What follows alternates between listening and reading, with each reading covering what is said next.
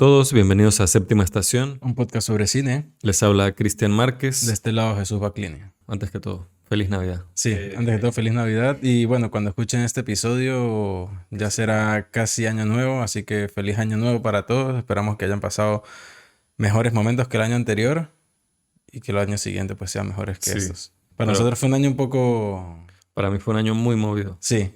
Y bueno, para nosotros en el podcast también fue un año un poco interrumpido. Empezamos otra vez como a mitad de año, pero bueno, ha sido bastante... Y el rebranding y tal. Sí, todo. pero fue bastante bueno volver y desde que empezamos hemos estado ahí fijo. Creo que una sola semana nos la saltamos, pero de resto hemos estado allí y bueno, ustedes también escuchándonos. Claro, entonces, con esfuerzo, porque no ha sido tan fácil sacar el podcast todas las semanas. Bueno, el cambio de formato también viene un poco venido a eso, o sea, motivado por eso, pero bueno, lo importante es estar y que ustedes también aporten y la pasen bien con nosotros. Así es.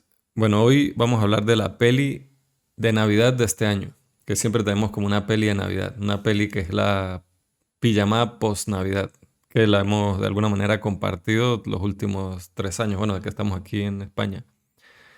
La primera fue Soul, que fue brutal. O sea, me encantó la experiencia de verla así en esa cosa después del día de Navidad, en llorando todos juntos, con los amigos, todos llorando. Y a mí esa peli me encanta. Digan lo que diga mucha gente, que conozco gente que la critica mucho. Para mí es top 5 de Pixar, sin duda. El año pasado fue Don't Look Up, que también fue muy apropiada, muy divertida para verla así en grupo. A mí también me gustó, o sea, me pareció muy entretenida, la disfruté mucho más de lo que creí que la iba a disfrutar. También tuvo mucha gente que la criticó, más que todo creo que por el tono de humor, como que hay gente con la que simplemente como que no sintonizó con ese tono. Pero a mí me gustó y ese podcast se convirtió en uno de los podcasts más escuchados que tenemos. Y el de Soul también. Ajá, sí, exacto. Bueno, pero el de Soul como que lo esperaba más Pixar, tal, no sé qué. Esta película, bueno, un poco de estrellas y tal, pero quizás el tema que trataba como que también la vio mucha gente y bueno, esas películas están estratégicamente diseñadas para salir en esa fecha porque saben el alcance que tiene, el potencial alcance que tiene. Este año era Glass Onion, A Knives Out Mystery, que es la secuela de la exitosísima Knives Out de Rian Johnson que salió en 2019. Knives Out, para dar un poco de contexto, salió en el 2019 y tuvo un presupuesto de $40 millones. Recaudó $400 millones. Excelente. La película la distribuyó Lionsgate, pero por ese batacazo que fue, ese gran éxito que fue, hubo en inglés le dicen bidding war, que es como guerra de poner dinero sobre la mesa a ver qué compañía distribuidora se queda con los derechos fílmicos de esa franquicia, porque dijeron, listo, esto va a ser una franquicia típico. Material original, que fue Knives Out, que es una película muy buena, original, pero no la pueden dejar quieta. Claro, va a ser la nueva gallina de los huevos de oro. Pero en este tipo de películas me gusta que sea como una franquicia porque... o sea, es como los libros de Agatha Christie, ¿no? Es como esta cosa, o Sherlock Holmes, Y es muy antológico. Es que seguir a este detective y ver las distintas aventuras que tiene este detective. Él es el único como personaje común que hay en todas las historias. El Hércules Poirot o el Sherlock Holmes de Rian Johnson. El James Bond también, ¿no? Es como eso, es como James Bond que tiene varias historias con el mismo personaje, pero claro, esto es otra cosa, es un... misterio. Es que estas novelas de misterio y tal, o películas de misterio. Lo interesante es que generalmente se ha hecho esto basado de un material que ya existe, ya sea Sherlock Holmes o las novelas de Agatha Christie, y se adaptan al cine. De las que Rian Johnson es súper fan, que lo demuestra. Solo viendo la película usted puede no tener idea de quién es Rian Johnson y usted se da cuenta que es alguien que le encantan este tipo de películas. Este tipo de historias. Entonces lo genial de Knives Out y esta franquicia es que es directamente escrito para la pantalla, para el cine. Y hablando un poco de Rian Johnson, yo creo que he visto casi todas sus películas. Me falta Brothers Bloom, creo que es la única que me falta, pero a ver aquí rapidito echando un ojo por IMDb. Brick fue la primera película que vi de él. Se lo hablo en varios podcasts, la La menciono. hablé en varios podcasts. Me acuerdo que la primera vez que la vi, la amé. Me encantó porque era como el ejemplo más explícito en el que podía pensar con respecto a lo que era un neo-noir. Y fue con lo que me hizo como entender ese término cuando yo estaba súper joven. Bueno, 19, 20 años. Todavía soy joven. Y me gustó mucho. La volví a ver creo que hace un par de años y no me impresionó tanto, pero me gusta. O sea, me parece una buena película. Y bueno, es una película de un misterio, de un asesinato en un contexto tal. O sea, ya vemos como esta curiosidad y este como amor al género que tenía Rian Johnson, el detective en busca de pistas para resolver algo. Los hermanos Bloom, no puedo hablar mucho de esa película porque no la he visto, pero tengo entendido la gente que la ha visto que les ha gustado. También tiene un elenco así bastante potente, sobre todo para la época. Looper, que yo la amo. Hace poco hablar de esa película. A mí me encanta Looper. Me gusta mucho por todas las cosas así dudosas que tengan con respecto a cómo se construye la trama y a la lógica de las cosas que suceden con respecto a esto de viaje en el tiempo. Pero a mí me gusta mucho esa peli como es en estilo, en atmósfera, en género. Y también creo que llega a una conclusión brutal, brutal y súper inesperada. Después hizo, esta fue la que lo puso a él así como más en el mapa, así súper mainstream comercial, Star Wars Episodio 8, The Last Jedi, una de las películas más, creo que, polarizantes de los últimos tiempos, porque Bueno, para los amantes de Star Wars. exacto, pero por eso digo, porque es una franquicia tan amada y que tiene fans tan apasionados con ella que no hubo opiniones indiferentes con respecto a esa película. Hubo gente que la odió por todo completo y otra que la amó, pero totalmente. O sea, entre la gente que le gusta Star Wars, yo no conozco a nadie que digo, estuvo bien. No, conozco gente que dijo que es una puta mierda, que respetó completamente todo lo que era el universo de Star Wars y gente que dijo que era lo que le hacía falta, una bocanada de aire fresco, algo original, algo nuevo, algo tal. Yo vi esa película en el cine y no recuerdo nada. O sea, porque yo no soy súper fan de Star Wars. La fui a ver y me entretuvo. Recuerdo que no me entretuvo tanto como la anterior, la de Last Hope, que es como la que más critican porque es un rehash del episodio 4, pero yo la disfruté en el cine. Esta, de verdad que ni me acuerdo, y la siguiente no la vi. Y después, bueno, llegamos a Knives Out. Además de eso, él ha dirigido episodios de series y videos musicales. Más destacable, dirigió 3 episodios de Breaking Bad. Entonces, bueno, Knives Out, como dije, fue un gran éxito. Esta guerra de bidding war que hubo para los derechos fílmicos, ¿y quién la ganó? Netflix. Pero ¿cuál fue el trato? ¿Cuál fue el dinero sobre la mesa que se puso? ¿Cuál fue el trato al que llegaron? $100 millones para Rian Johnson, $100 millones para la productora de la película, no me acuerdo quién es, creo que es una mujer, no recuerdo, y $100 millones para Daniel Craig, haciendo a Daniel Craig oficialmente al actor mejor pagado de todos los tiempos, solo por Glass Onion. O sea, la única razón por la que Daniel Craig accedió a hacer esa película fue cuando le pusieron $100 millones sobre la mesa. O sea, eso está inaudito. Pero imagínense que yo estoy viendo, y eso no estamos contando ahí bueno, no sé si ahí se cuenta el presupuesto de la película, que Sí, tiene que estar. claro. Pero, Ahí ya van 300. por eso, pero imagínense, esta película costó más de $300 millones. Claro, pero si es que el acuerdo es solamente para Glass Onion. No, mentir, es que no. Creo que ese acuerdo viene ya hay una tercera película que está en ese contrato. O sea, creo que viene que ese tiene más sentido. Claro. Porque a la puta, si le van a estar pagando eso por cada película que hagan Knives Out, Y claro, bueno, a menos de que por esta, porque a ver, si la primera tuvo 40 y ganó 400, esta ya con 300, sin contar el presupuesto real del resto de la película, nada más contando con productora, director y protagonista, ¿cuánto más? Póngale, por muy barata, ya siendo una secuela, con más presupuesto que se le nota, póngale 100 más, 400, para ganar 400, que bueno, dudo que ganara 400, pero póngale que gane 600, no renta. no, es como dice, se toma en cuenta esta película y la siguiente, y no sé si otra más, porque este concepto da para hacer Claro, muchas historias. Y en las dos películas se hace referencia cuando se menciona, sale Benoit Blanc, eres el detective famoso que resolvió el asesinato de la tenista. Ah, sí, tal, no sé qué, que salió en el New Yorker, es lo que siempre dicen. Entonces digo, ¿será que la tercera va a ser la película, la precuela cuando él resuelve ese misterio, el de la No, tenista? yo siento que ese siempre va a ser un Va a gag. ser siempre un gag. Bueno, Nos van a dar 20 historias y nunca va a ser eso. pero bueno, llegamos a Glass Onion, a Knives Out Mystery, que no sé cómo se habrá llamado. Glass Onion, el misterio, no sé. Porque le llamaron, a Knives Out le llamaron aquí Por la espalda. puñales por la espalda. Yo la vi en el cine, me acuerdo, Knives Out, y me gustó muchísimo cuando la vi en el cine. Bueno, llega Glass Onion, la vemos, y ¿qué tal? A ver, usted. Yo ya que he hablado mucho de una introducción. Yo porque siempre he amado a Agatha Christie. O sea, desde la primera vez que tuve un libro de ella en mis manos, me volví como...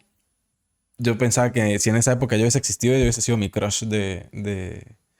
Literario. Sí, no, en general, no sé, siento que esa... O sea, hubiese sido muy interesante compartir con ella cosas, o sea, charlas o imágenes, bueno, con muchos escritores, pues, pero ella particularmente a mí en esa época que la empecé a leer yo con, no sé, 15 años, como que me fascinaba. Y ese fue como mi primer acercamiento a las novelas de misterio, de casos, de crímenes, de cosas que resolver. Entonces, cuando vi por primera vez Knives Out, obviamente uno ve el personaje de Hércules Poirot, que es el detective predilecto de Agatha Christie, y es un tipo que, si bien todas sus historias se desarrollan en Inglaterra, o en Londres, o en esa zona inglesa, el personaje es belga. Entonces es muy pintoresco el hecho de que él está hablando en inglés y siempre interviene con frases en francés. Entonces, yo siento que lo acerco más asocio más a Benoit Blanc, el personaje de Daniel Craig en Knives Out, con Hércules Poirot, más que con Sherlock Holmes, por ejemplo, a nivel de personalidad. Claro, Porque sí. es más despreocupado, incluso se puede parecer a veces hasta un poco torpe, que bueno, Hércules Poirot no es precisamente torpe, No, pero pero es sí una tiene como un... torpeza que uno cuando avanza la historia se da cuenta que es completamente controlada. O Claro, sea, o es sea, intencional. es como no diríamos en Venezuela, se hace el huevón. Ajá, se hace el huevón. Totalmente. Entonces ambos en ese aspecto son así. En cambio, Sherlock Holmes es un tipo más arrogante, como más... Arrogante, pero es buena persona, es un buen tipo, solamente que tiene como que camina con la barbilla un poco más levantada, pues. Entonces, en ese aspecto, creo que Claro, Benoit Sherlock Blanc Holmes es más antisocial, más asocial, es más raro. Es es un más tipo, raro. es más Pero raro. bueno, también porque O sea, en el mundo en real, la... Sherlock Holmes encaja menos con la sociedad. Sí, En cambio, Benoit totalmente. Blanc, que es un tipo que tiene todo el carisma del mundo y él puede estar en una cena con quien sea y se puede llevar bien con quien sea. Que, Sherlock me, Holmes no. que a mí me encanta en todos esos casos cuando ellos ya han estado demostrando como esta personalidad que tienen, uno raro, otro más extrovertido, pero como una torpeza encantadora. Pero cuando llega el momento de la verdad, como de afilar la lengua, es atrapante. O sea, Sí. cuando están desenrollando ese hilo, esos audífonos enrollados en el bolsillo, hasta que los terminan de extender, que es el caso completo ya resuelto. Y es como, wow. O sea, siempre me encanta como cuando uno llega a ese momento. Y creo que es muy difícil para un lector común. Imagino que habrá gente más avisada que resolverá estas cosas mientras las va leyendo y sí, ya lo sabía. Pero a mí me gusta mucho cuando ya se da como La revelación. exacto, la revelación, la luz al final. Y se hace como muy de uno querer volver a leer, a repasar toda la historia, que generalmente suelen hacerlo. Lo hace Knives Out, Ajá. lo hacen estas novelas. Que en el lenguaje audiovisual, me estaba dando cuenta, hay algo que se puede aprovechar mucho más que en la literatura. Caso contrario a lo que hemos hablado casi siempre, que la literatura tiene muchos recursos.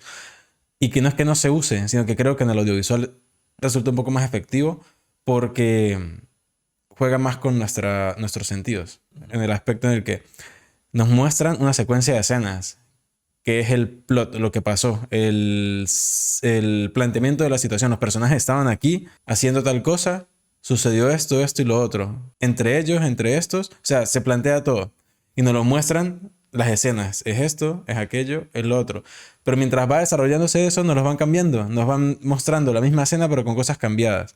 O un personaje, o nos meten más escenas intermedias que nos demuestran que no fue solamente lo primero que nos mostraron, lo que pasó, sino hubo más cosas. Cosa que en el libro o en una novela, a pesar de que pueda existir, se hace menos, como que se digiere un poco más difícil por el hecho de que nuestra imaginación es la que está jugando ahí al momento de leer eso. Y como somos nosotros mismos, de alguna manera no lo tomamos como tal. Puede jugar en contra el hecho de que nos creamos eso o no. En cambio, en el O audiovisual a favor. también. Pero en el audiovisual creo que es es más certero el hecho de que funcione. Claro, por eso está más controlada la perspectiva que uno maneja del espectador. Claro, por ejemplo en Knives Out 2, voy a decirle Glass Onion. En Glass Onion sucede exactamente eso.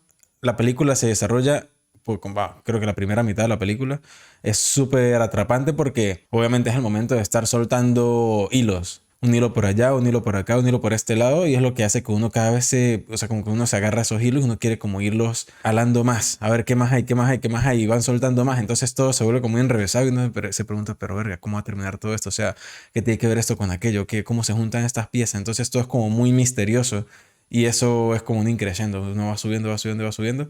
Y llega un momento en el que sucede algo catastrófico, o sea, literal todo se va a la mierda y uno dice, joder, ahora, o sea, ya pasa de ser divertido a nivel del misterio y pasa a ser a un punto dramático bastante alto, pues. Y hay como un quiebre. Y el resto de la película ahí en adelante es entendiendo la otra cara de la historia que ya nos estaban contando.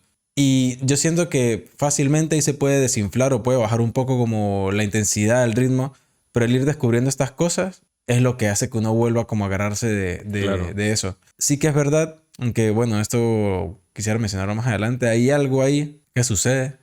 Y claro, cuando uno termina la película, uno dice, bueno, sí, no, está bien, está cool. Pero en el momento sentí que un Deus Ex Machina ahí que no me terminó de convencer en el momento en el que nos lo muestran. Pero en general está bien. Estas historias necesitan siempre como... Pero ¿cuál es su opinión de la peli? ¿La disfrutó? ¿No la disfrutó? Ah, bueno, así en un aspecto más general me gustó bastante. O sea, lo que digo, yo mientras la estaba viendo, yo creo que lo dije en voz altito, como joder, se me había olvidado lo tanto que amo esta clase de historias, marico. Sí, Como necesito después de esto leerme unos 2 o 3 libros más de Agatha Christie o de Sherlock Holmes o algo así porque es muy estimulante. sí. Es muy... hace que uno quiera un poco desarrollar también ese tipo de cosas. O en la serie de Sherlock, que es con Benedict Cumberbatch, a ellos o sea, se refieren a como a esta condición de ellos, de Sherlock, de Mycroft, el hermano de él, y hay otros personajes también que aparecen que tienen como esta capacidad que es la... Joder, se me olvidó la palabra. No es intuición, es como esta capacidad de poder conectar cosas con otras a nivel mental. O sea, como que se percatan de cosas y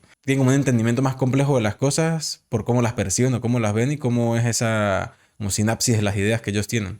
Entonces, ahí se hace como más patente eso y le da como un poco más de realismo al hecho de que ellos sean como son. Igual un poco disociados de la realidad de muchos Claro, aspectos, porque como a ven el nivel... mundo de otra manera, con otro lente. Exactamente. Entonces, Entonces, en ese caso, acá está un poco más disfrazado eso porque lo que importa un poco más es como, ok, desarrollar el misterio, el carisma de los personajes o qué hacen entre ellos. Y este aspecto más de deducción. Tienen como superpoder de la deducción. Esa era la palabra. Entonces acá obviamente Benoit Blanc lo tiene, pero no es que lo esté vomitando a borbotones a cada rato. Pero esa es la clase de cosas que me gustan, como de pero, cómo se le puede dar frescor a este tipo de historias de claro, misterio. usted dice que no lo está vociferando, pero uno como ya conoce un poco al personaje, uno ve cuando él pregunta algo o alguien se queda viendo algo y está Benoit Blanc en segundo término, no está así como en primer plano, sino está atrás o algo, y yo me le quedaba viendo la cara a él. Y uno Claro. decía, a este pan aquí, aquí en esta escena, algo que yo no noté, él en el final de la película va a decir, aquí vi algo. No, y lo más arrecho es que en Glass Onion, en el plot de la... O sea, la sinopsis habla, que no la dijimos al principio, pero la sinopsis dice, un caso más el detective Benoit Blanc está investigando a un poderoso magnate empresarial y como las intrigas que hay entre él y sus personas más cercanas, que se presta para mucho. Y esta vez damos como un salto más allá porque antes Knives Out fue un problema familiar por una herencia. Sí, es lo que llaman también en inglés está el término old money, o sea, es Ujú. como dinero viejo. Old money es la frase de esta familia con una herencia de generaciones, que no sé qué, de un gran imperio y que todos están como de una parte así como rural de Estados Unidos y tal, en una mansión de estas, que es como el setup más, es un setup más familiar en este género de... Sí, sobre todo porque era lo más, me parecía que era algo muy común en la época en la que estos escritores desarrollaron esta clase de Exacto. historia.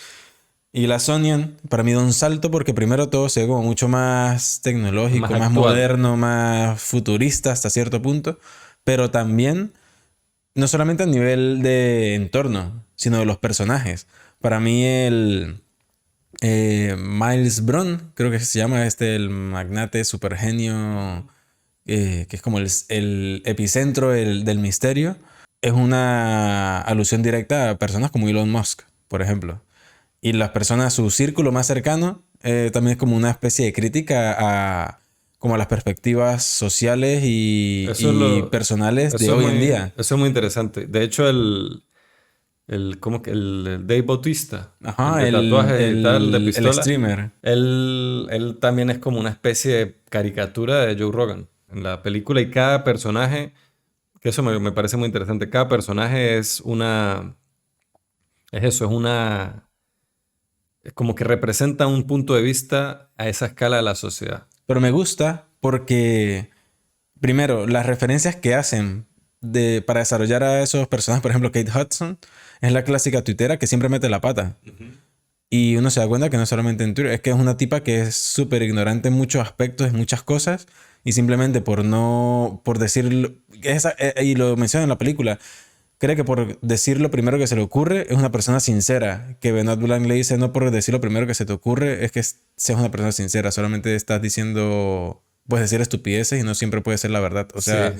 me parece como muy acertada la forma en cómo desarrollan estos personajes porque en sí no los están inventando.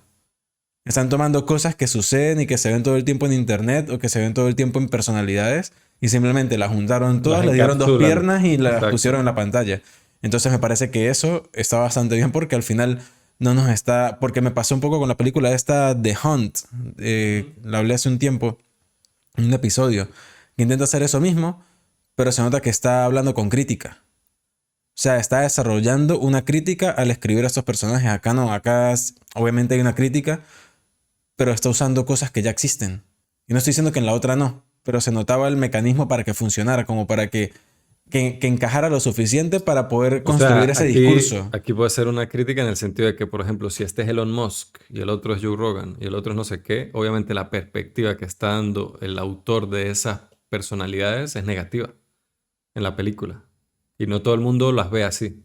Claro, pero obviamente no todo el mundo, los vecinos, que estas personas sean así. Lo que quiero decir es que agarró el lado... las personas tienen blanco y negro y matices gris. Aquí él agarró el negro y se los puso. En cambio, en The Hunt estaban intentando construir ese negro. Ah, ya. Aquí simplemente agarraron lo que ya había. Entonces eso me parece interesante porque obviamente las cosas malas se ven pero pasan. Las cosas buenas son las que más prevalecen en esos lados, pero por eso también hay muchos problemas cuando se descubren cosas turbias de personas que así hayan pasado hace 20 años. Pasaron. Y ya sea demostrable o no, aquí está hablando de que esas cosas existen y pasan y sin embargo siguen teniendo visibilidad, apoyo y un montón de cosas que no estoy diciendo que, a ver, haya que condenar un montón de cosas. Por ejemplo, la crítica que le hacen a Miles Bron es que el bicho no es un genio, simplemente es un tipo que se aprovecha de las personas que tiene a su alrededor para crecer y tomarse el mérito. Y nadie está diciendo eso de Elon Musk, pero a nivel de personalidad o como pintan al personaje, hay muchas alusiones a él. Entonces deja como esas cosas que pensar, y no solamente de Elon Musk, sino en general como este tipo de personalidad Ujú. empresarial, de magnate, de que compra empresas y Claro, que construye aquí quizás cosas. lo queda más claro de Elon Musk por la cosa del viaje aeroespacial y la energía y todo eso, cómo maneja. Pero sí, bueno, y también como Knives Out es un elenco también lleno de estrellas. Sin embargo, creo que son más reconocibles a nivel así como mainstream las de Knives Out a primera vista, que de hecho cuando la estábamos viendo, yo dijo, y esta no tiene a gente famosa también porque no reconocía a Kate Hudson, Ajá. que ya era súper famosa en los 2000 y en los 90 ya era hiper famosa. Y ella es hija de una actriz famosísima del cine de los 80 de comedias románticas y películas así, como que se llama ella? Goldie Hawn, creo que es. Y a mí me gustó mucho verla a ella aquí, en ese papel está brutal. Sí, O sea, queda perfecto. a mí ella me encantó. Bueno, en general el elenco está muy bien. Edward Norton haciendo del magnate. Como dije, Dave Bautista haciendo como el streamer que aboca por los derechos de los hombres en internet. Que tenía rato sin ver yo a Edward Norton en algo. Yo también. Es Mucho que Edward tiempo. Norton es muy selectivo y por lo que yo he escuchado en el pasado fue problemático un poco en set y eso. Y también él ha estado como persiguiendo su carrera como director, ha hecho algunas películas que no han tenido mucha repercusión. Y sale Janelle Monáe, que a ella yo la conozco más como músico que como actriz. ¿Ella quién Pero es? Se me olvidó el nombre del personaje de ella, la que era socia de Edward Norton en la empresa antes, con las que todos se sorprenden porque está ahí. Ya. Ujú. Entonces, me pareció cool verla. Y lo que digo, yo la reconozco ya más como músico. Y el hecho de que está, y me parece que hace primero el papel de ella Andy. es Andy. Cassandra, que le dicen Andy. El personaje de ella me parece, primero es un personaje central muy importante. Lo que representa a ella también son cosas que suceden. Hay muchas veces y se sabe, de empresas famosísimas o multinacionales, un montón de cosas, que son más reconocidas como, oh, esto lo fundó tal persona y al final es un poco de gente que queda relegada atrás que incluso tuvieron más Es que importancia en ese proceso. hay una frase que me da mucha risa al principio que la frase dice es que Andy social network her. Ajá. O sea, que le hizo la social network a ella. O sea, también eso, este tipo de películas está lanzando visualmente, en diálogo y en cameos, referencias, pero a tope, que si uno no está pilas, uno se las puede perder. Y hay otras que hace usted muy pilas, que uno no conoce del todo. Claro. Pero hay muchísimas referencias todo el rato y esta película, estoy seguro bueno, ya cuando hable un poco más de ella, pero que hay cosas que tiene valor la película que yo no percibí. Aquí El- yo quiero resaltar un poco como la propuesta audiovisual en ambas películas, en Knives Out y en Glass Onion. Porque obviamente como la propuesta audiovisual, la puesta en escena, todas estas cosas son importantísimas en cualquier película. Pero en estas, en las que uno sabe que eventualmente hay momentos en los que se van a repetir tal vez no 2, sino hasta 3 veces para mostrarnos yo cosas estoy diferentes, afiladísimo viendo cada cosa y yo listo. Aquí fue esto. hay cosas, o sea, hay escenas que si se plantean audiovisualmente de otra manera, tal vez no podrían funcionar. No. Entonces, imagino yo que a nivel de guión, sobre todo cuando que el guión tiene que ser como muy pulido. Y a nivel de guión técnico, por ejemplo, el planteamiento de cada escena también tiene que ser algo como muy medido para que funcione y que sea tragable. O sea, que no estemos nosotros diciendo, aquí nos están metiendo embuste.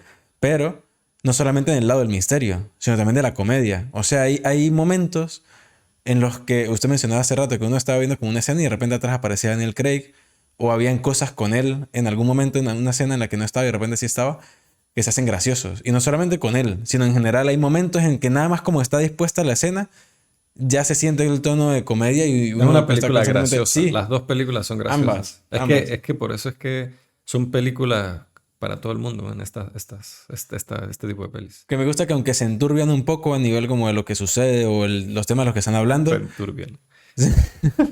siempre hay un momento para reírse, o sea, porque son despreocupadas. A ver, los temas de los que habla son importantes y bastante acertados actualmente, pero como todo, siempre uno se está riendo de cosas, incluso aunque sean Sí, muy no, y serias. también porque a propósito los personajes son caricaturas, pero son caricaturas muy bien construidas. A mí, bueno, a mí Glass Onion me parece que sí, desde el inicio uno se da cuenta que es una película que costó más que la otra, hay más dinero en pantalla que uno lo puede ver mucho. Y esa vaina es como esa cosa clásica del cine de ver grandes estrellas vestidas súper bien, que nuestras amigas están comentando, uy, el corte de cabello me encanta, uy, el vestido, qué arrecho, no sé qué, hasta yo estaba diciendo, verga, esa No, camisa este está... pana, ¿cómo se llama el tipo, el científico? Él se llama Lionel, Ajá, Lionel, Lionel ese Toussaint. en cada escena tenía un puto traje Ese tipo increíble. estaba vestido arrechísimo, sí. O sea, Bueno, todos, como- Daniel Craig también me gustaban los atuendos y también era como gracioso, Mi favorito es el de la piscina. pero no porque sea ridículo, sino era como que con la seriedad y así todo como con él, uno sabe que su mente está trabajando, pero él se ve en un resort y está en la piscina y de repente uno lo ve metido en la piscina con todo el traje y con el trago así en la mano, viendo. Y men, Daniel Craig, es que claro, si le pagan a Ryan Johnson y la productora y a quien sea le pueden dar 100 millones, 200, lo que quiera. Pero si no tiene a Daniel Craig, estas películas no valen mierda, bro. Mierda, nada. O sea, esta película sin él, o sea, a mí me parece que Daniel Craig es el centro de todas estas películas. O sea, hay muchos personajes carismáticos, que el guión, que la puesta en escena, que tal. Pero el Benoit Blanc de Daniel Craig es brutal, marico. Es uno de los personajes de ficción así como franquiciable más entretenidos de ver que yo he visto en muchísimo No, y tiempo. se nota, a pesar de eso, de que si no le hubiesen puesto los 100 millones en la mesa no lo hubiese hecho, igual se nota como se disfruta ese personaje. No, él se está gozando una bola haciendo eso. Porque es que... Pero es que Daniel Craig pasó lo mismo con James Bond. Es que él sabe lo que vale. Es un tipo... él no es una persona en la vida real, me imagino, no lo conozco, pero él no es una persona pasiva, tampoco es agresiva, sino es, men, yo sé lo que valgo. Pague y yo le voy a dar lo que valgo. Que usted también sabe lo que valgo. Claro. Y tal, y con James Bond, cada película de James Bond, es más, si quisieran hacer otra película de James Bond con el que no se va a hacer, estoy seguro que, bueno, la hago si me dan 200 millones. Lo van a hacer y la gente, uff, tal. Pero, men, a mí, Daniel Craig, mis No, y hablando de respetos. James Bond, me parece brutal como uno, viendo Knives Out o Glass Onion, uno no ve a James Bond. No, Pero si por uno se eso. lo imagina, uno dice, o sea, me acuerdo de este tipo siendo un puto varas en otras películas. Y aquí es como tan... Esto de lo que hablaba en un principio, esta torpeza así como inocente, carismática y tal, pero a la vez como tan perceptivo y con un sentido del humor que se le nota porque lo bota todo el rato. No sé, marico, ese contraste me parece brutal viniendo Sí. de él, se nota como Sí, esa de hecho diferencia. vi en Twitter salía como un chart, una gráfica donde ponían las cosas como característica de James Bond y la contraparte de esa característica era una característica de Benoit Blanc y así. Y como ambas cosas eran del mismo actor, de Daniel Craig, y como ambos personajes eran así súper ricos y súper buenos. Y men, o sea, a mí me encanta Daniel Craig. O sea, desde James Bond, para mí él es James Bond. Fuck, que Pierce Brosnan, que este tipo, Sean Connery, ¿qué tal? No, man, es Daniel Craig. No me importa lo que digan, fuck you, mátenme. Daniel Craig es James Bond. Y Benoit Blanc, es que, man, o sea, ¿quién más puede ser Benoit Blanc?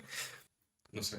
Es como Sherlock. Para mí, en mi mente, Sherlock es Benedict Cumberbatch. Ah, Porque bueno, ese pero... tipo se transmuta y se come ese papel, huevón, pero de una forma impresionante. Para mí, ni Robert Downey Jr., incluso el de las novelas, a pesar que viene de las novelas, me parece que es brutal.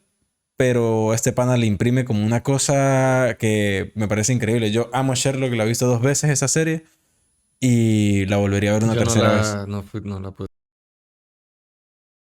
Pero sí, entiendo la cosa de Benny Cumberbatch es brutal. La otra cosa es que aquí a Benoit Blanc se le da un poquito más de desarrollo como persona, como de su vida, de quién es y tal, más allá de la cosa del crimen. Y a diferencia de Knives Out, es un personaje, él está como más aparentemente con la guardia un poquito más baja, porque cuando empieza la película lo vemos como que él está invitado a básicamente un fin de semana de placer con Ujú. una gente hipermillonaria y pues él está como en otros ánimos, o al menos los aparenta al principio. En cambio, en Knives Out, él desde que aparece está metido en el juego. Entonces siempre es como un poquito más frío, más directo, más así como oscuro, se podría Que decir. bueno, argumentalmente tiene sus porqués. No, claro, por eso. Por eso digo, al principio es que uno lo ve así. Pero veo como una de esas facetas de él y algo que también me encanta, que yo lo veo como honesto del personaje, es lo impresionado que está con esa vida, porque él es el único de ese grupo que no está acostumbrado a ver todo eso, a estar alrededor de todas estas Él es cosas. nosotros. Él es nosotros, o sea, llevamos las maletas, ok, nadie le para bolas y de repente hay un robot, estos robots de Boston Dynamic que uno ve como que esos son los videos que uno dice, por eso es que los robots nos van a asesinar, que empiezan a hacerle pruebas a estos robots para Ajá. tal, que los hacen en MIT de Boston Dynamics, que son robots arrechísimos. Este pana tiene uno para que le lleve las maletas. O sea, ridículo ese. ¿Por qué tiene el coche dando vueltas así en el techo?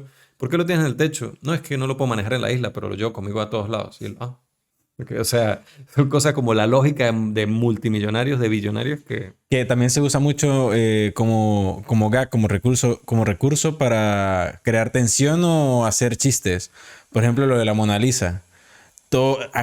Cada 5 segundos estaba la mierda esta, el vidrio balístico ese que se subía. ¡Bum! Eso Y causa una todo, tensión de mierda, weón, sí. marico, constantemente. Buenísimo ¡Bum! ese recurso, sí. ¡Bum! ¡Bum! Y todo este peo, no, que se murió no sé quién, no, que estamos tramando algo, no, que está sucediendo esto, no, que se fue la luz, no, que la tensión. Y esta vaina constantemente. ¡Tum! ¡Tum! No, y No, que mamá, huevo. llega una notificación de teléfono y ¡tú! Se sube esa mierda. Pero a mí me hace pensar mucho en la frase de Hitchcock que él decía, si yo muestro un cuchillo en la primera escena de la película, en la última ese cuchillo se tiene que usar. Entonces, en las películas estas, en Knives Out y en Glass Onion, creo que en Glass Onion en particular, uno ve un cuchillo cada 15 segundos.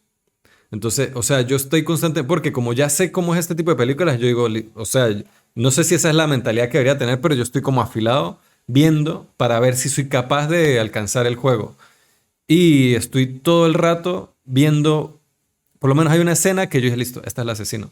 Hay una escena donde hay un personaje que en una parte se toma algo y le pasa algo malo.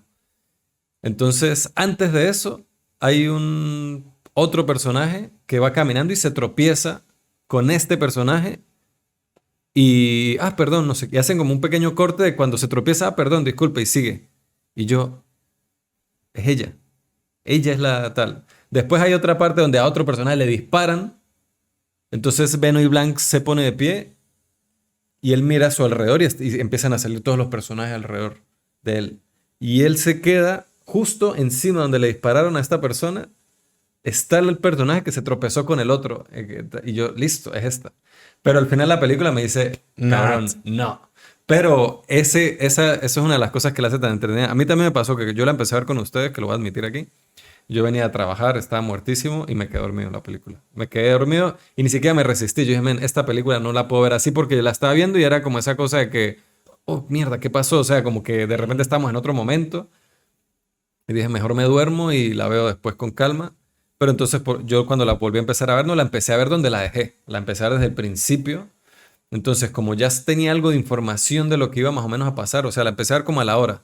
Digo, me quedé dormido a la hora de película, entonces ya tenía una hora de ventaja de lo que pasaba. Entonces, até cabos de cosas. Mierda, cosas que hacen al principio que se atan con esto, que es otra cosa que hacen estas películas que son muy. Siguen teniendo mucho valor con una segunda o tercera revisitada por esa cantidad de detalles que tienen. Claro, porque al final uno está construyendo un misterio que al final se va a resolver. Y al final uno se da cuenta de cosas al principio que dice, ok, ya, got it. Pero si uno la vuelve a ver luego, ya sabiendo lo que pasa, uno ya no está como tan centrado en las cosas que generan misterio, sino en lo demás, en lo que está alrededor. Y eso hace que uno luego se dé cuenta de más cosas todavía. Es divertido. Qué bolas, aquí la vida. Mierda, madre. O sea, porque a pesar de que estas películas, como usted dijo, al final tienen como el recuento de todo lo que, cómo resolví todo tal, hay detallitos que siguen estando. Bueno, en esta específicamente hablando de las que ha hecho Rian Johnson, que se nota que se curra un montón con la cantidad de detalles que hace, que pone, que como enmaraña todo, como claro, usted dice, el guión y el trabajo tiene que ser súper meticuloso, que la gente siempre le da crédito a ese tipo, siempre le da esas apreciaciones a películas como Inception o como Memento de Christopher Nolan, ¿no? Pero estas películas también llevan ese trabajo o más, solo que no tiene una trama de ciencia ficción súper conceptual y tal, pero el trabajo el tan meticuloso que tiene para este tipo para construir estas historias así, uff. A mí me parece. Y que sea entretenido. Hay cosas, ya hablando un poco más de la trama y cosas que suceden en la historia que me parecen brutales porque cuando nomás empiezan, nos presentan a estos personajes que son como el grupito, que si la tipa que siempre mete la pata, el streamer, el científico, no sé qué, y a todos les llega una caja. Y en principio la caja es brutal, o sea, tiene como unos juegos mentales, un puzzle que resolver, no sé qué, y luego aparecen más, o sea, hay que al principio nos muestran como los primeros, muy detalladamente, y luego como un montaje, todos resolviendo eso, tal. Y dice, wow, o sea, que estos bichos son unas mentes, tal, resuelven eso y al final es una invitación. Más adelante en la historia, cuando ya llegan a la isla y Miles Bron le dice a Benoit Blanc, como que, pero tú qué haces aquí? No, tú me invitaste, tal. Ya uno más adelante se da cuenta de realmente qué es, pero me da risa cuando dice, sí, bueno, me hiciste llegar una caja con unos juegos ahí para niños que resolver. Unos silly children's game, o sea, como unos juegos tontos para niños hay que resolver. Y ahí dentro hay una invitación y pues por eso estoy aquí, que me da risa como le deja siempre dar a entender el hecho de que él es superior, pero como con una especie de inocencia, sí. Cosa que, por ejemplo, un personaje como Sherlock lo diría en la cara. Exacto. Y un tipo como Hércules Poirot trataría de disimularlo, pero ser un poco más como Benoit, pero sin inocencia, como que lo haría a propósito, pero tratando de suavizarlo. Entonces me gusta como, a pesar de que toma referencias de estos personajes, igual es único Benoit Blanc.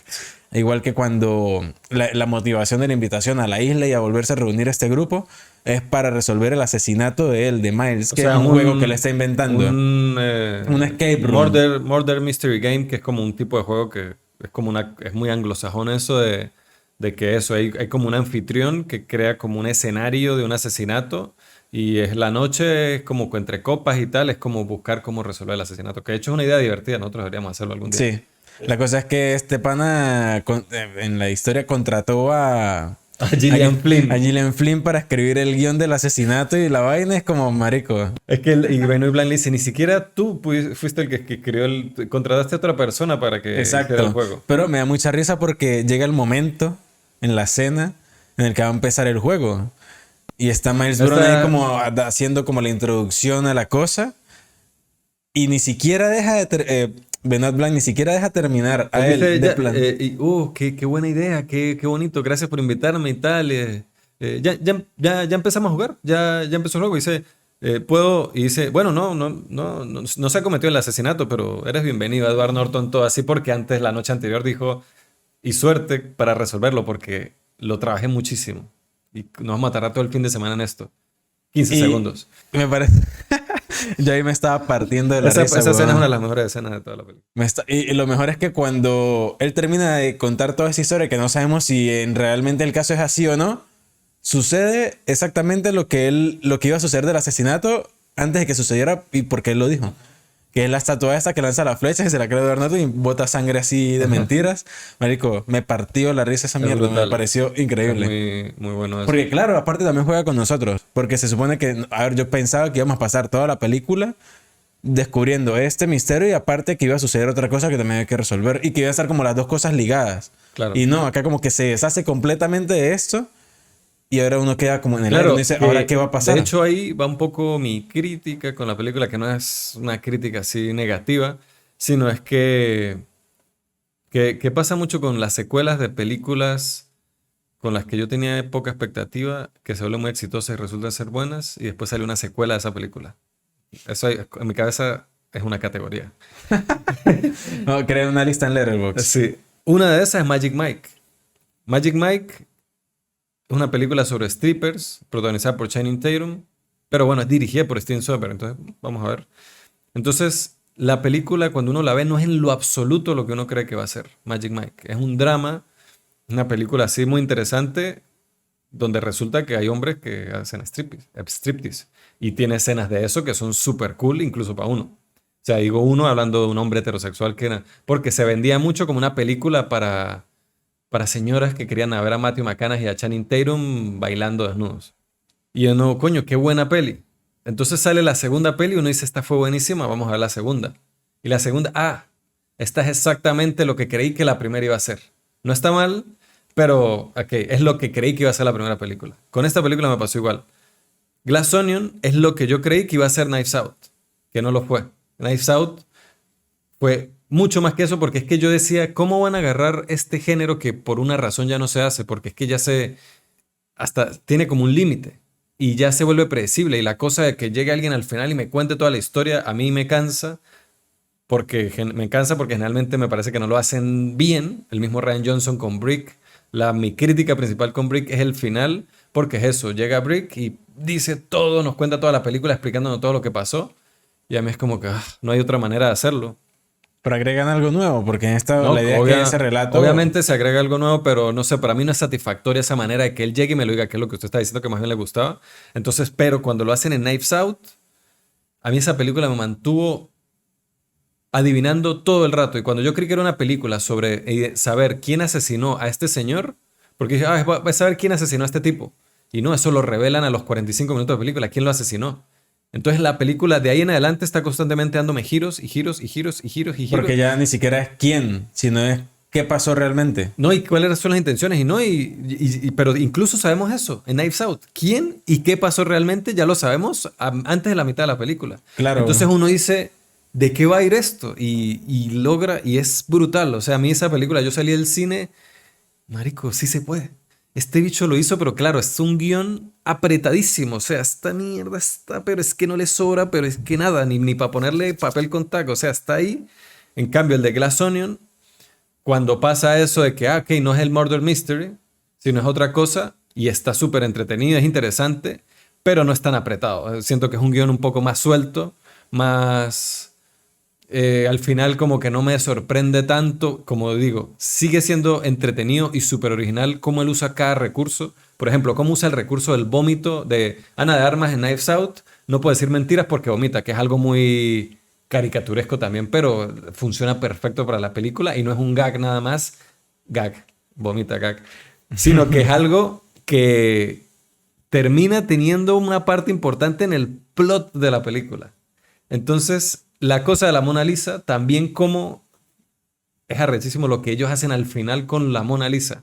Como, Claro, complementan esta frase que, o sea, complementan guión, expectativas de un personaje, cómo lo perciben los demás y luego lo que sucede realmente es el mensaje que da y como es como el cierre de arco de varios personajes. Me ¿no? parece Y brutal que de eso. hecho yo dije porque uno ve, verga, tiene a Rothko, no sé qué, un poco de cuadros así, pero nos vamos a centrar en el de la Mona Lisa. Cuando salió yo dije, no había algo más original que la Mona Lisa. Pero claro, la intención es que sea ese, el cuadro más famoso del mundo, es el que tiene que estar ahí por lo que terminan haciendo con eso.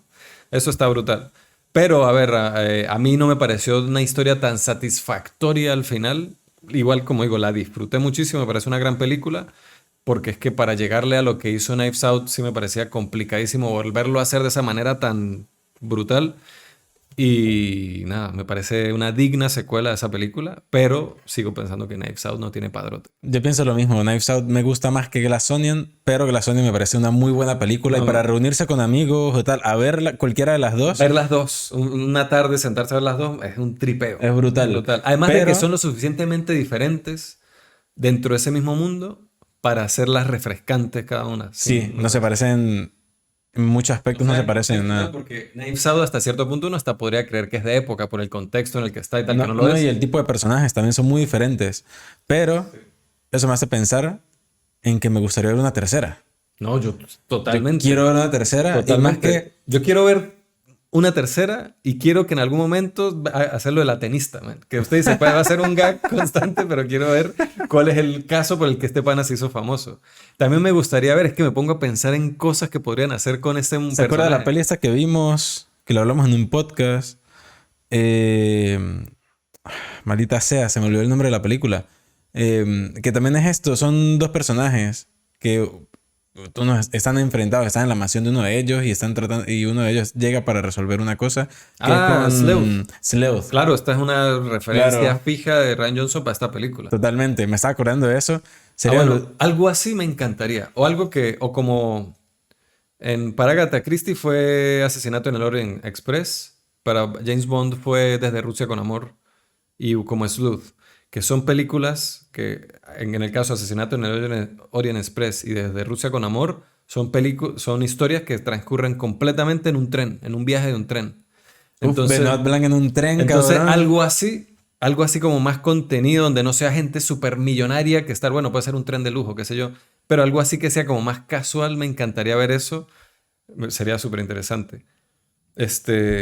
Hablando de esto, Agatha Christie, la adaptación, perdón, de Asesinato en el Orient Express, por el mismo éxito, creo yo, bueno, no, no sé si salió en paralelas o salió antes la de Asesinato en el Orient Express, la de Kenneth Branagh, la adaptación de Yo no Agatha lo he Christie. visto. Yo tampoco, pero es algo, son como dos cosas paralelas. Es como decir Star Wars y Star Trek. O como decir, no sé, es como... paralelamente están saliendo dos cosas que son dos franquicias que se giran al torno de un personaje que resuelve misterios de asesinato y tal. Kenneth Branagh adaptando las historias de Agatha Christie que hasta ahora ha hecho Asesinato en la Orient Express y Muerte en el Nilo. Y bueno, Ryan Johnson dándole tres patadas por todos lados a él con Knives Out y con Glass Onion.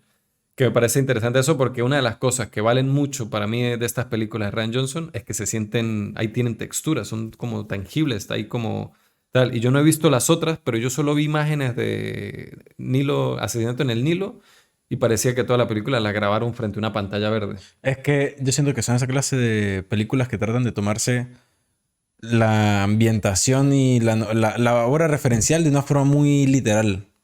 Cosa que siempre hace falta traspolarlo de una mejor manera a la pantalla grande. Y es Kenneth Branagh, que es súper Porque clásico siempre con sus imagínese, cosas. no sé, El Señor de los Anillos. Lo que hizo Peter Jackson a lo que se había planteado en cosas anteriores, que era, o sea, no había como una propuesta propia en cómo llevar eso a la gran pantalla. Cosas que esas historias necesitan, cosas que la literatura necesita cuando se vaya a pasar. Y sobre todo cuando es fantasía o hay una inventación un poco más... Por ejemplo, las novelas de Agatha Christie, a pesar de que están basadas en la realidad, sus personajes no lo son tanto, o las cosas que está planteando son más como del imaginario. Y eso muchas veces se quiere pasar así, yo siento que necesitan como otra cosa. Por ejemplo, una de las cosas que más me gusta de Sherlock, la serie, es cómo se desliga un poco de eso. Porque Claro. Sherlock está en el siglo XXI. Hay computadoras, hay internet, hay teléfonos, cosa que no la tenía el Sherlock de las novelas. Entonces, si hacemos, o sea, se hace como más, obviamente se valora la intención de plantearlo en el mundo en el que está previsto en la obra referenciada, pero se necesita como algo más. Como que en la pantalla se aprecia una intención de la pantalla. No, si se va a adaptar, ¿por qué hacerlo tal cual como es? O sea, yo no tengo ningún problema con que sea de época o sea de donde está, pero sí, como usted dice, ¿para qué hacerlo tan literal? O sea, para eso lea la novela. Siendo que O lo que sea, pasó con Pinocho también. Pinocho, que exacto, también, que lo ambientaron en la época de la Segunda Guerra Mundial. Pero también estuvo muy cool de esa O película. sea, hay películas que obviamente les va mejor que... Hay historias que le va mejor que otras, que no se cambien muchas cosas, al menos a nivel de ambiente, de ambientación, de dónde está situado todo, y hay otras que sí lo necesitan. Ujú. O si se va a hacer así, buscar darle la vuelta también a eso. Entonces, en vez de, no sé, hacer las películas de los libros de Agatha Christie y traspolarlo a la gran pantalla, puede ser en la misma época, tal, pero no sé, darle un tono diferente, un poco más, o sea, darle un poco la vuelta si lo necesita, porque si se pasa a la pantalla así, puede verse ridículo, se puede No, verse pero feo, en puede el caso de verse... estas películas de Kenneth Branagh, yo no creo que sea el hecho de que las modernizó o no, sino una de las críticas que he escuchado con esta, la última, La muerte en el Nilo, es eso, es que se ve muy plástico, muy artificial todo, a pesar de que está ambientada en esa época de antes. Pero bueno, yo el único libro de Agatha Christie que he leído es Asesinato en el Orient Express, y yo sí supe que a mí me lo prestó un libro que es súper fan de Agatha Christie, Daniel Peñalosa, que tiene todos los libros, creo, de Agatha Christie, y me prestó, dije, Deme uno", y me dijo, tome este. Me gustó muchísimo, Es el más famoso de ella. pero yo vi, o sea, yo pude predecir es que había un número que se repetía mucho y yo dije, coño, ¿será que pasó esto? Y al final resulta que es lo que pasó, que entiendo porque es algo que puede ser impredecible, pero como lo he dicho muchas veces, eso no quiere decir que la historia sea menos buena que no. Entonces, al leer eso es por lo que digo, estas películas de Ryan Johnson puede ser que sean predecibles y eso no quiere decir que dejen de ser buenas. Pero Knives Out me tiró por la ventana. Me dijo, no, cabrón, no es Pero predecible. sería brutal que leyera más libros de ella. Sí, Aparte que se leen en dos patadas porque sí, son sí. súper Es que cortos. a mí me gustó mucho y lo leí eso, lo leí como en 2 sentadas, leí rapidísimo, Yo muy porque me fresco. acuerdo en el centro, allá en San Cristóbal, habían varios puestos que vendían libros usados. Y una vez tenían promoción, no sé, vendían, marico, baratos. O sea, 5 libros por tanto, que ya hablar de Bolívar es como No tiene absurdo. sentido, sí. No tengo ni idea. Ni cuánto Ujú. fue en ese momento, ni cuánto es ahorita, ni nada. Pero era absurdamente barato y me compré como 10 de lo baratos que estaban. O sea, yo he leído de ella como 10 12. Sí. Y, marico. Sí, es que a mí lo que me pasa también con la literatura, otra vez este es el momento del paréntesis, es que digo, agarro un escritor que me gusta muchísimo y digo, quiero leer más cosas de él, pero es que no he leído nada de este. Entonces prefiero como cubrir los de basis, uno de cada, de este, y cuando ya siento que tengo más o menos algo así, es que digo, ok, ahora voy a leer el otro de este, o la secuela de este, o el de este mismo que ya leí. Por lo menos Cormac McCarthy, yo quiero leer todos los libros que ese tipo, todas las letras que ese tipo ha puesto sobre papel en su vida, las quiero leer. La servilleta que dejó en la X, todo. Y sacó 2 libros nuevos este año. De hecho, cuando jugamos al Amigo Secreto estuve a punto de decir, regálame este libro, pero vi cuánto costaba y dije, no. Entonces, pero mira, el libro nuevo de Cormac McCarthy, The Passenger creo que se llama, que ya obviamente Hollywood compró los derechos fílmicos. Pero sí, quizás me pasa eso, que me gusta mucho un escritor y quiero como leer el que acabé de leer de John Williams. Men, yo quiero leer, él solo escribió 3 libros y quiero leer los 3 libros, pero digo, no, ya, tengo antes que leer este. Además de que tengo ahí, aquí, el problema de los 3 cuerpos, como que mirándome y que quiero leer el segundo antes de que se me diluya mucho el primero. Pero bueno, hay otras cositas ahí que quería leer por contexto ciencia ficcionístico del siglo XX antes de adentrarme más de lleno en ese mundo. Pero sí, Agatha Christie me gusta cómo escribe y como usted dice, es muy entretenido, muy fresco. Y es el libro perfecto para leer cuando estoy leyendo algo complicado.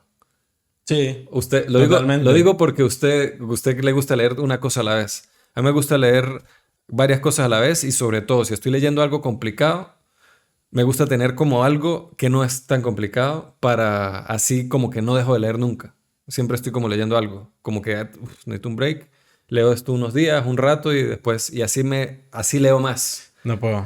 Si leo solo esto, es que no puedo. Entonces, el libro que estoy leyendo ahora, no, ahorita no estoy leyendo nada muy complicado, pero sí, me gusta hacer eso y es una buena idea. Además, que los libros no son demasiado largos, al menos los que yo. No, lo de ella por lo general no. Son muy cortos. Sí, el de Y Orient Express me acuerdo que era cortísimo, pero me acuerdo que yo trabajaba en aquel entonces en una tienda allá en Venezuela y yo a veces hablaba, inevitablemente me pongo a hablar de estas cosas, de cine, literatura, lo que sea, y son gente con las que trabajaba ahí, cajeros y tal, que no son precisamente muy lectores. Pero yo hablaba de literatura y quizás a veces me caliento así hablando de las cosas y ellos como que coño, o sea, como que se motivaban y yo, uff, sí, eso, yo les traigo y leen cosas. Entonces me puse a ver los libros que tenía de Kafka, Dostoyevsky, no sé qué, y yo, uff, no, esta mierda se las mando y más nunca en su vida van a leer nada.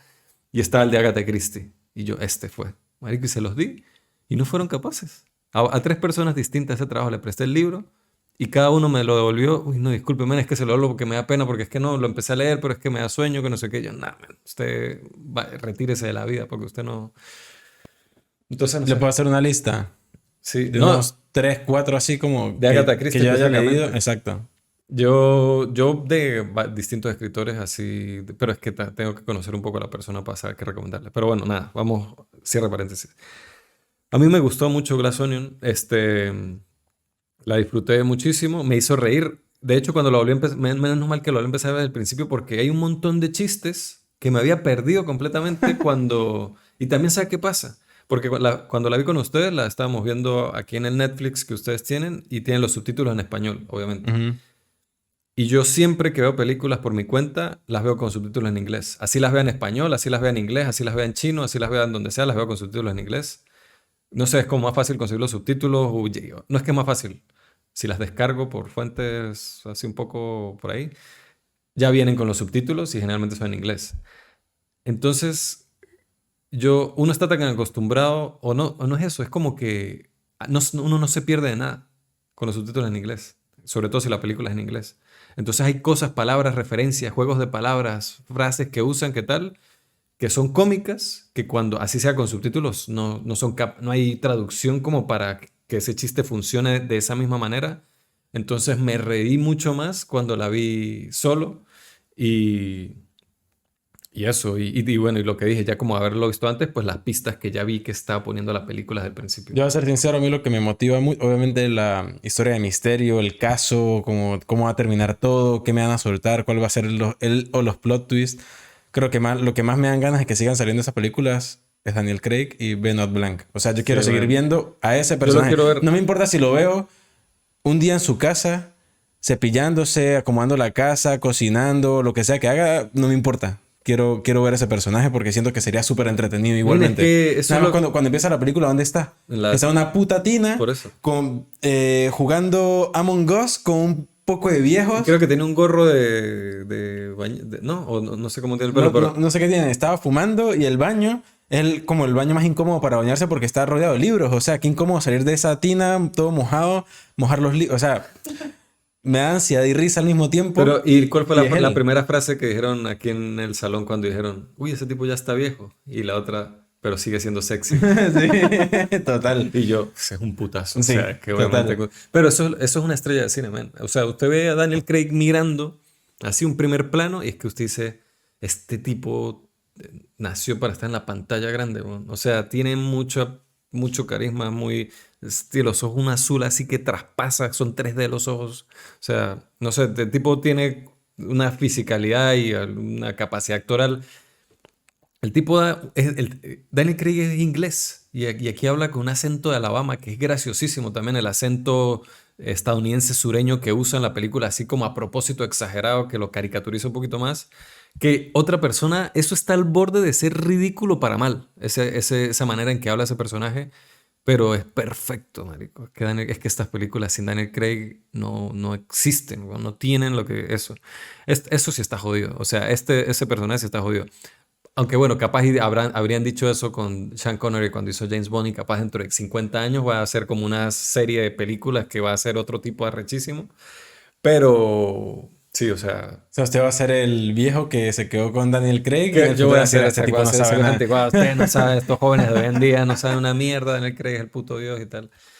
Pero nada, sí, eso bien, no sé si tiene algo más que decir. No, de momento, súper recomendada. Si no la han visto, véanla. Súper Si la vieron, recomendada. coméntenos qué les Véanla en pareció. grupo, es Uf, con la sí. familia, con los amigos, con la novia, con el novio, con quien sea. O sea, es una película así para ver y para disfrutar, está muy cool. Y si no han visto Knives Out, obviamente tienen que ver Knives Out, que es A ver, si brutal. tienen más ganas de ver Glass Onion y luego ver la otra, pues pueden hacerlo porque es que al Claro, final no están hiladas. sería interesante ver eso, cómo lo vería. Pero nada, recuerden seguirnos también en nuestras redes, en Instagram, en Twitter, en TikTok, en YouTube. En todos lados estamos haciendo contenido todo el tiempo. Y para que estén atentos cuando transmitimos en Twitch. Y para que estén pendientes cuando sale el episodio, que por lo general siempre tratamos que sea todos los viernes. También está el Buy Me a Coffee. Hay contenido allí exclusivo. Se pueden suscribir. Solamente 2 euros al mes. Y nos pueden decir de qué quieren que hablemos en próximos episodios. Sí, Y yo creo que ya la próxima semana o en 2 semanas, no sé, tendremos que decidirlo, hacer el episodio de lo mejor que hemos visto noviembre y diciembre. sí, Que el de noviembre no lo hicimos, entonces sería un buen recopilatorio allí. sí. Pero yo quería hablar rápido de algo. Bueno, aquí ya hicimos la reseña de la película. La gente que quería escuchar lo que tenemos que decir de la película, ahí están las opiniones. Pero quería hablar de este tema, que normalmente este tipo de conversaciones yo las ponía al principio del episodio, pero creo que está mejor al final como para que la gente que estamos vendiendo la conversación de Glass Onion, y eso es lo que tal, y el que quiera adicionalmente otra cosa, está esto.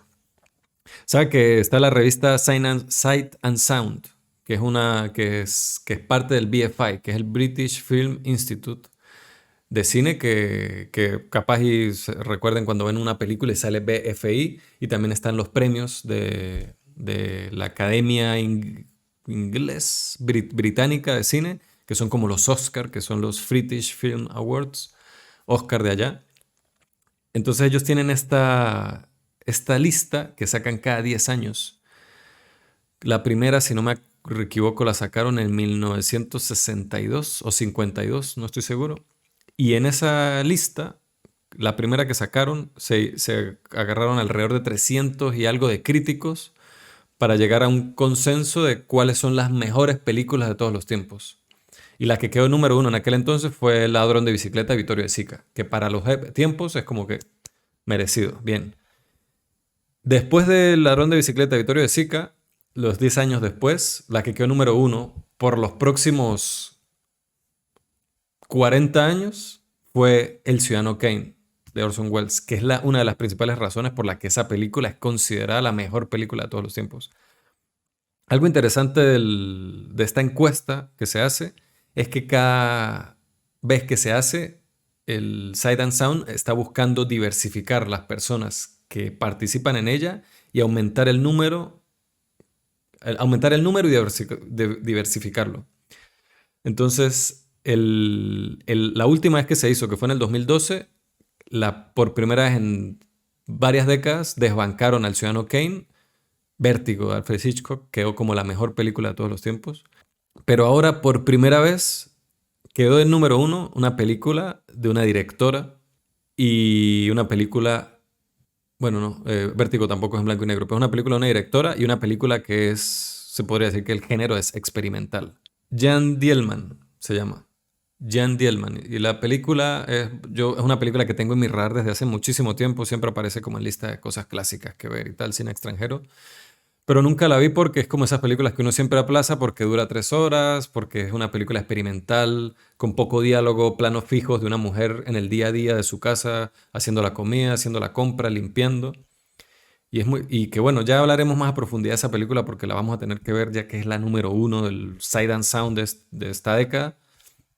Pero a mí me llama mucho la atención el criterio de estas listas porque también salen generalmente el top 10 que enviaron porque hay muchos directores, la mayoría de directores que nosotros conocemos enviaron su top 10 a esa encuesta. Yo estaba viendo en Twitter cuando directores en Twitter colocaban su lista o Letterboxd compartía la lista de varios directores y siempre macheaban directores que se colocaban películas suyas, o sea, del otro, en su propia lista. Sí.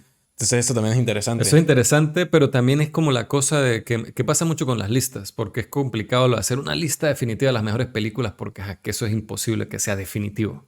Pero a mí igual me gustan las listas. Hay gente que no le gustan, que no sé qué. A mí me Pero parece eso habla, por ejemplo, lo que se estaba diciendo, que al principio fue Ladrón de Bicicletas, luego fue Ciudadano Kane, y que prevaleció durante mucho tiempo.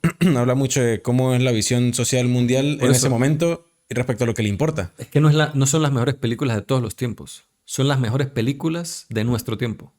De la percepción que tenemos del cine de nuestro tiempo.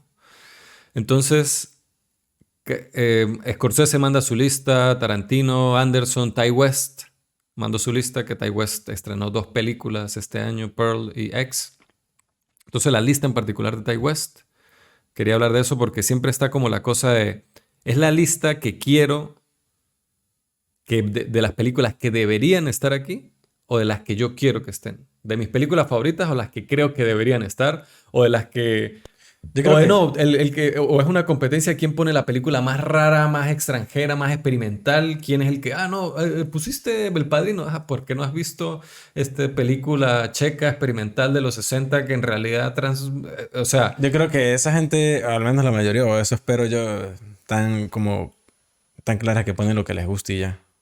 yo no sé, yo no estoy tan O seguro. sea, yo no estoy seguro, pero Yo no estoy tan espero seguro que sea así. por la mayoría de listas que veo, sobre todo de gente en ese nivel. Sobre todo de gente de ese nivel. De gente así como nosotros, yo es cuando más escucho Ace Ventura, tal, cosas así.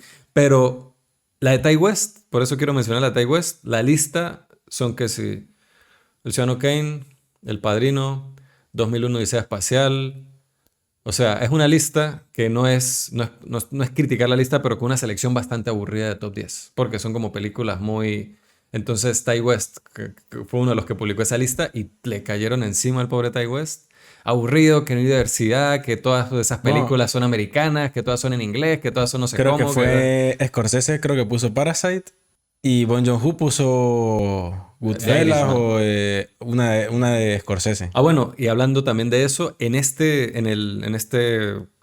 encuesta de Sight and Sound de 2022, entraron 3 películas de los últimos 3 años, que también es otra cosa que me parece, de los últimos 5 años, que es otra cosa que me parece como complicada, porque uno puede decir, no, esto es un clásico, listo, ya.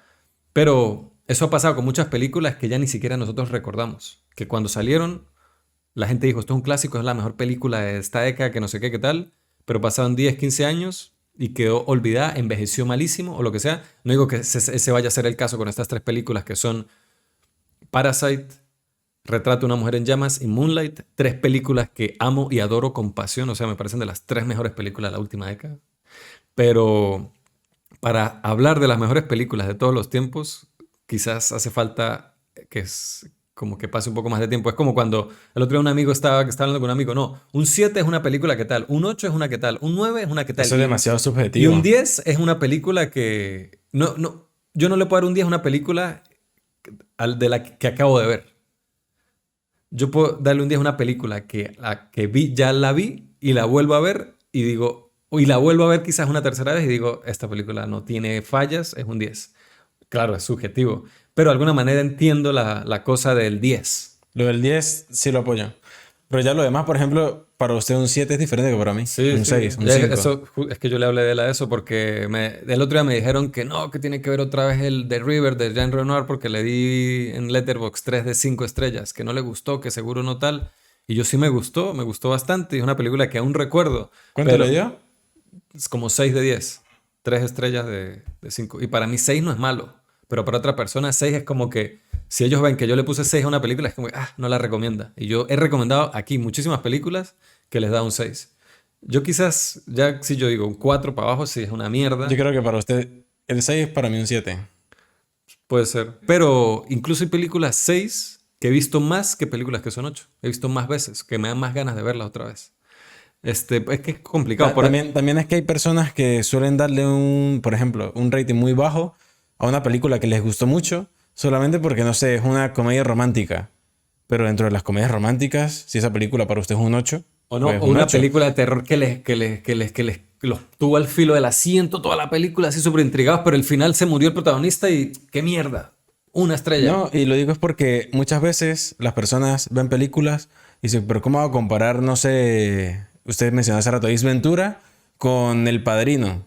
Pero es que nadie en su puta vida las va a comparar, Sí. huevón. Y usted ambas le puede dar un puto 10 si le da la gana porque Ace Ventura puede ser para usted una de las mejores películas de comedia absurda que puede No, existir. Y El Padrino es El Padrino. O sea, a mí lo que me gusta es como ver las películas por lo que son. a mí lo que me gusta ver listas así de estas de directores o de estas listas de grandes revistas y tal, o de amigos, es cómo refleja un poco la personalidad de ese grupo. Es como la personalidad de IMDb es muy distinta a la personalidad de Letterboxd. Bueno, para el próximo episodio vamos a hacer nuestra lista. De 10, no, es que por eso yo quería llegar un poco a eso. Vamos a hacer nuestra lista de las que consideramos en enero del 2023 las 10 mejores películas. Uy, marico, es que estoy diciéndole y yo mismo, Cristian.